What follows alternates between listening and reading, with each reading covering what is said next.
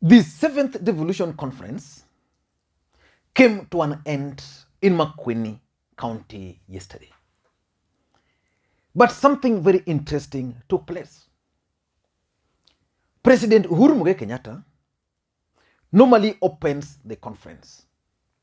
This year, the president did not manage to open the conference physically, but he addressed the conference via video call. And the deputy president is the one who normally closes the event. This year, the deputy president did not close the event, but instead, he appeared in a political rally in Nyandarua County. And katikati hapa, Raila Odinga is normally given the chance. So Raila Odinga was present. And on the day Raila Odinga was present, of which the next day the deputy president was supposed to close the event, the deputy president notified the conference that he was not going to attend that event, and that someone highly respectable in this republic was going to represent him. So yesterday, the deputy president who was supposed to close the conference was nowhere. But he sent a gentleman called Ken Osinde, who is the chief of staff in his office. And the governors decided in their own wisdom to kick this guy out of the conference because they felt that the deputy president was actually disrespectful to them. And I agreed with the governors on that.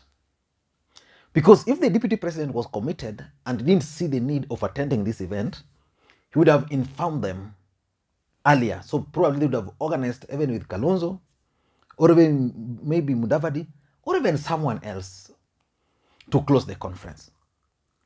So they chased out this guy.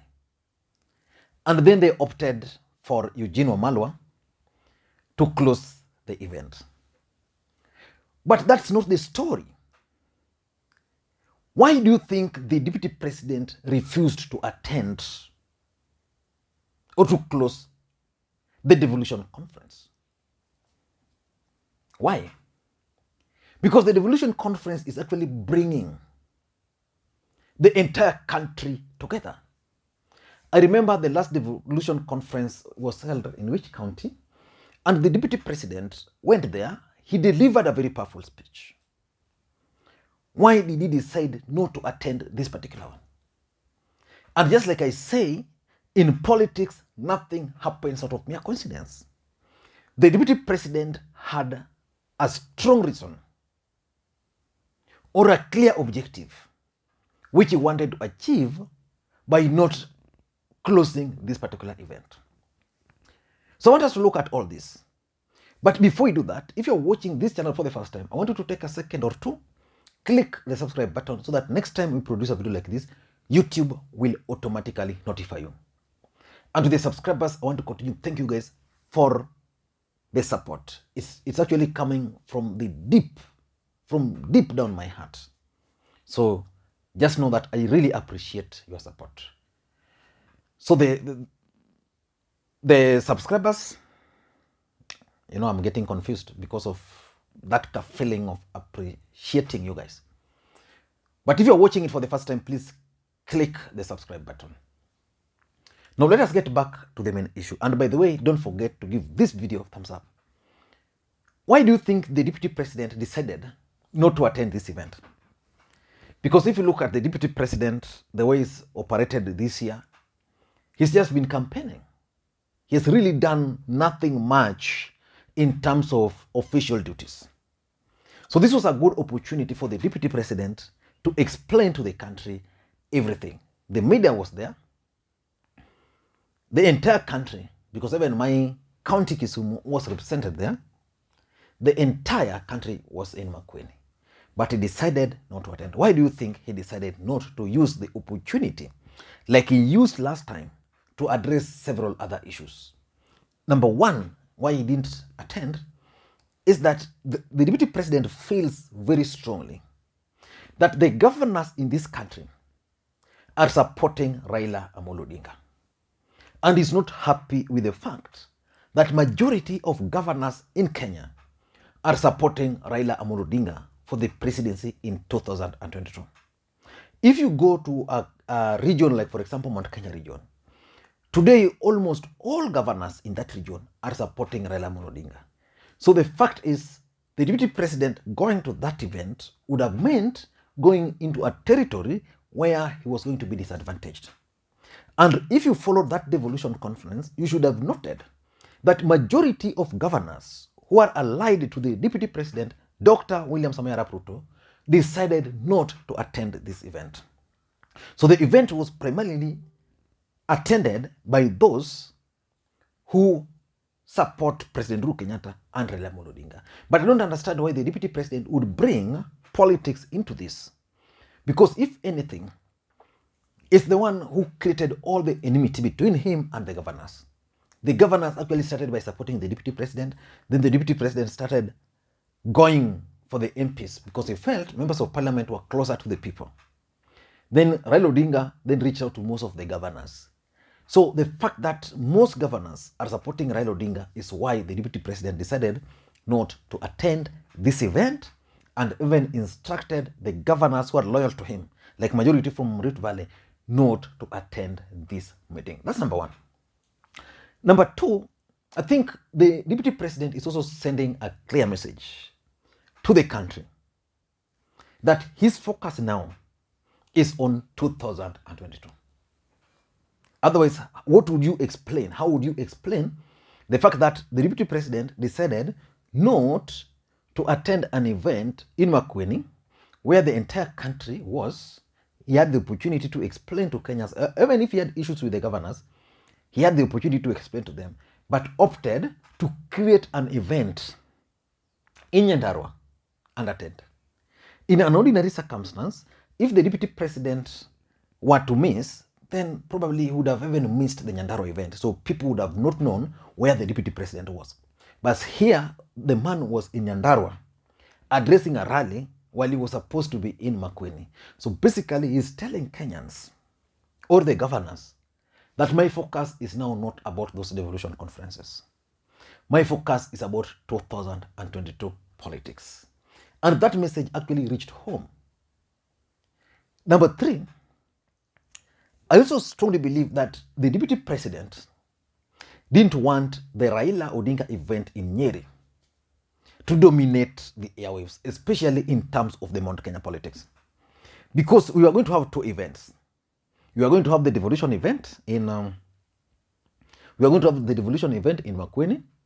and Raila Odinga's event in Nyeri.